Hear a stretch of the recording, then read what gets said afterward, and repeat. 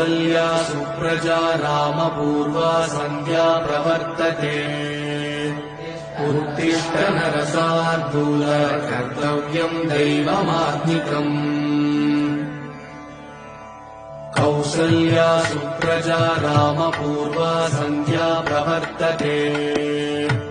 उत्तिष्ठ नरशार्दूल कर्तव्यम् दैवमात्मिकम्